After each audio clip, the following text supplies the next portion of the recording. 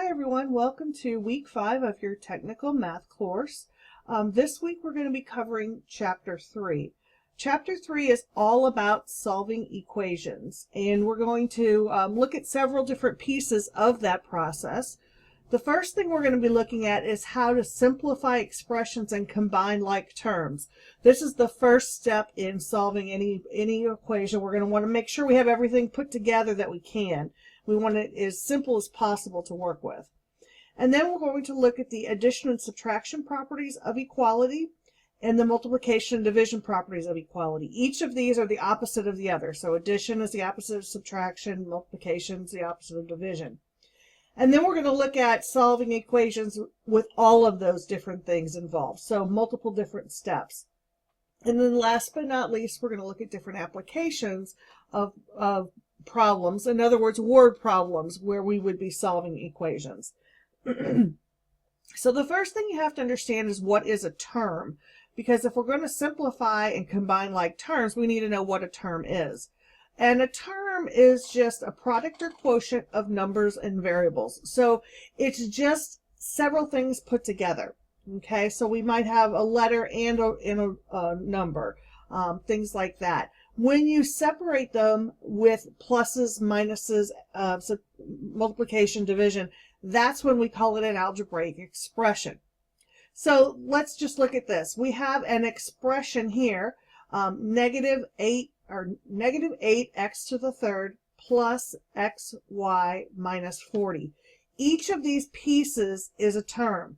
So the negative 8x to the third is a term, the xy is a term, and the negative 40 is a term. If there's letters, they're considered variable terms. If they have just numbers, then they're considered a constant term. So that's what we're talking about when we're talking about pieces or terms of an algebraic expression. So here's another example. If we're going to list the terms of this one, there would be a total of 4. So we'd have each of them are separated into 4 pieces. So 14x to the third minus 6x squared, a positive 3x, and a plus 5.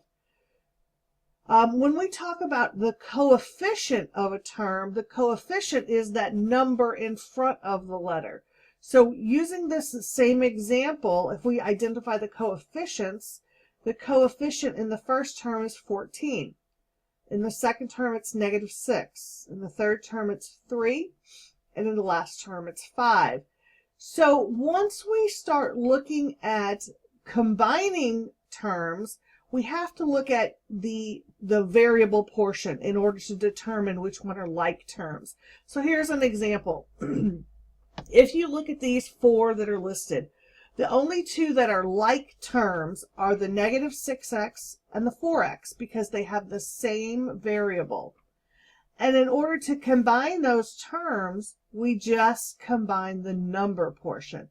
So a minus 6x and a positive 4x would give us a negative 2x. So keep that in mind. It's very important that those letters have to match up. And based on that, take a look at this one. Notice that although the letters are the same, the variables that go along with the letter, the exponents I mean, are not the same. So we have 3x squared y and 5xy squared. So even though the letters are the same, the exponents are not.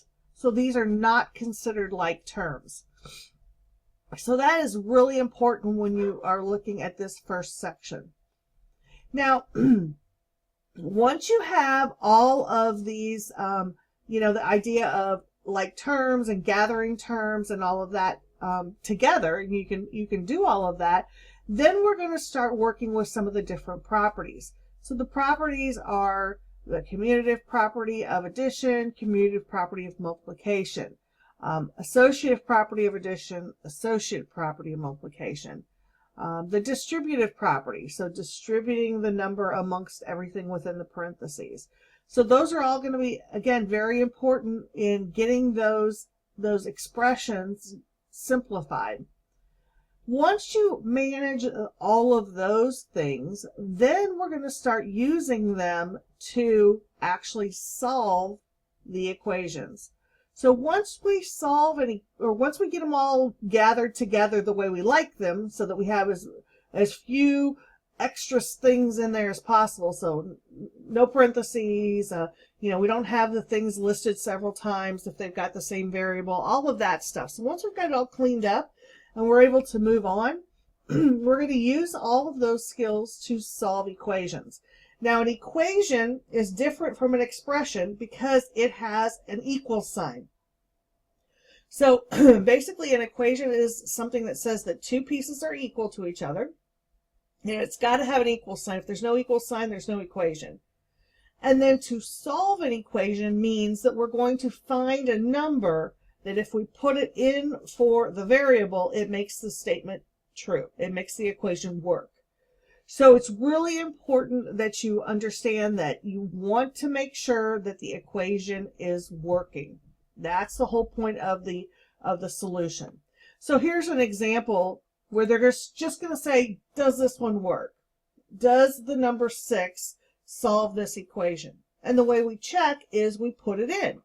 So if we put a 6 in for the x, we get 2 times 6, which is 12, minus 9. And we want to know, does it give us 3? In this case, it does. So that means it is a solution. So once you start working with all of these processes, you're going to want to make sure that you're always checking to see if that solution actually works. So when you get to the end, use this process to check to see, did I do it correctly? If at any point in this week's work you have any problems or questions, please make sure you reach out to me. You can call, email, or text anytime. Thanks, and have a great week.